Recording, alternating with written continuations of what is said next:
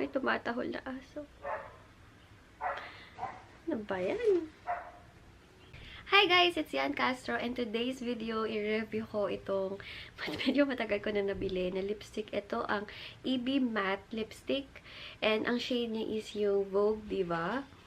Medyo may pagka-dark red to. Alam niyo naman, all shades ng red is bentang-benta sa lola nyo. So, let's begin guys sa review for this lipstick. Okay, yung packaging niya, syempre yung usual, may karton, but okay, kasi color black.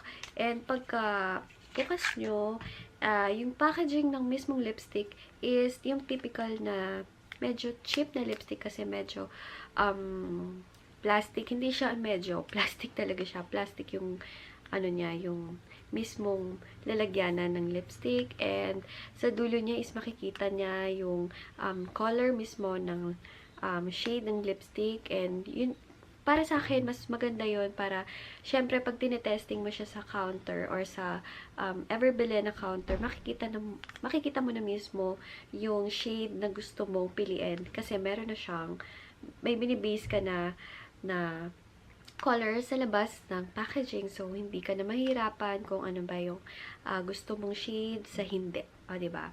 And 1 point yun para sa akin kasi gusto ko talaga, bet na bet ko yung mga may ganyang ganap na kita mo na agad yung shade niya. And then, ayan. Woo! Maganda yung shade niya, guys. Ganito. Ayan. Ayan, medyo zoom in ko para medyo makita nyo. Pasensya na kung may makikita kayo na medyo dry yung skin ko banda dito. It's because of papaya stem cell. So, apply na natin.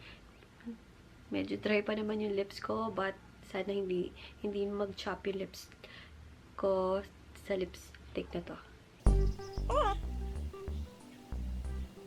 Creamy naman.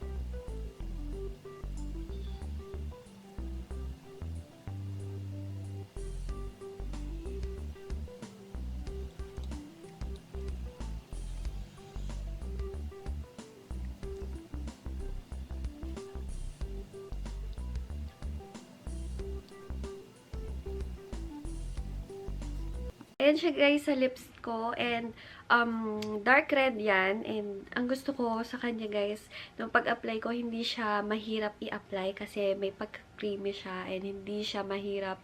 Kahit medyo dry yung lips ko, hindi ba siya agad nag-chop.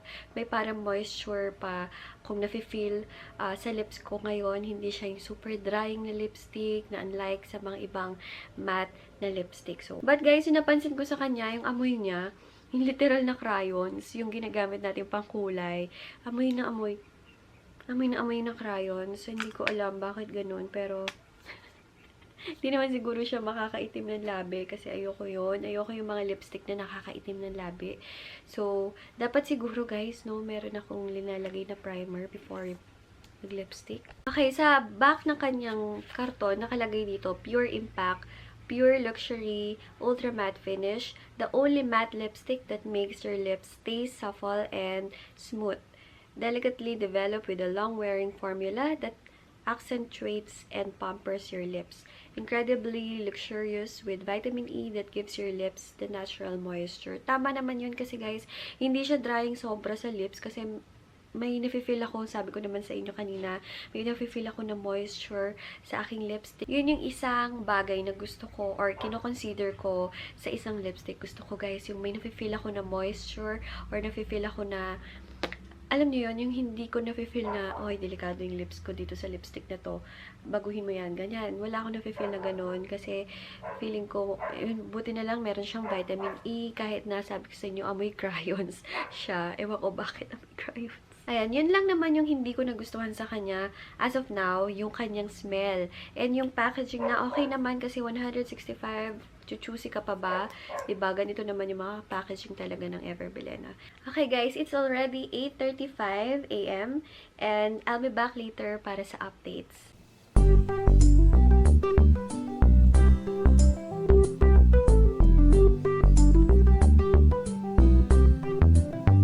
Guys, update and it's already 12:53 PM and ito yung aking nasa lips ngayon. FYI, kumain na ako ng lunch. Nag-churros pa ako, and then, syempre, uminom ako ng bonggang-bongga na water. So, ito siya ngayon. Ayan guys, nag-even out na siya. Nawala na yung sa inner part. Konting-konti na lang, but yung sa mga gilid is parang okay pa naman, pero ay nako, hindi na pwede to pag gusto mong lumabas ng mall or gusto mong lumabas ng bahay. Nakakahiya na pag ganito yung nasa labi mo. So, tingnan natin kung na-extend siya. So, para hindi na ako mag-retouch, tingnan natin.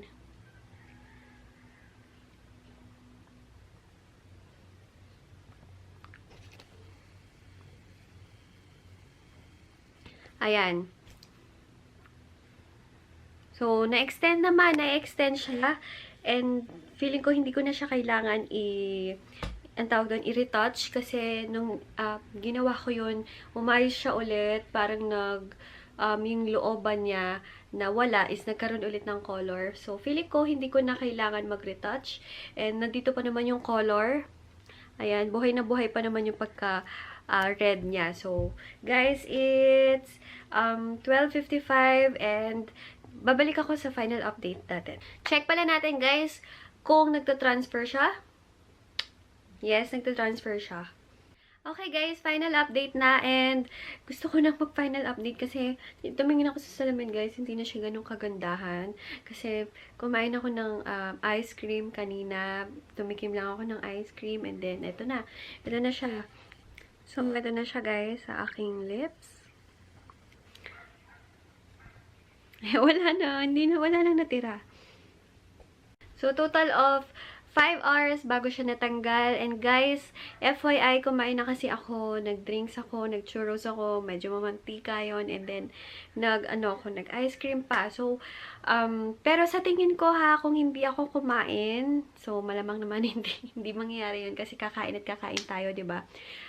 Hindi siya ganung agad natatanggal once hindi ka naman kumain ng sobrang, alam mo yun, yung mamantika, yung mga yung mga pa-bread lang, hindi naman siguro agad siyang matatanggal. And guys, alam nyo, gusto ko tong lipstick na to. Bakit? Kasi, for me, kung hindi lang siguro ko kumain ng medyo mamantika, hindi siya ganun agad matatanggal sa akin. Kasi, nag-spoon and fork ako kanina, hindi siya masyadong matransfer. Siguro dahil lang dun sa kinain ko na churros.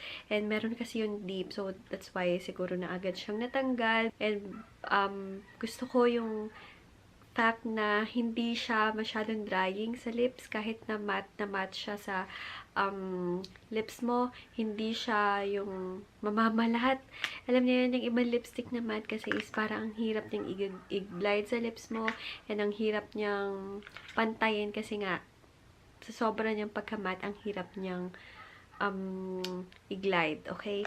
And ang gusto ko pa dito, yung mga shades niya, super, pigmented, super gaganda. Kung ano yung nasa labas ng lipstick, ganun din yung makukuha mo na color sa lips mo. So, tatry natin kung pwede siyang patong-patungin. Kung maganda pa din yung effect niya once pinatungan mo yung meron na sa lips mo.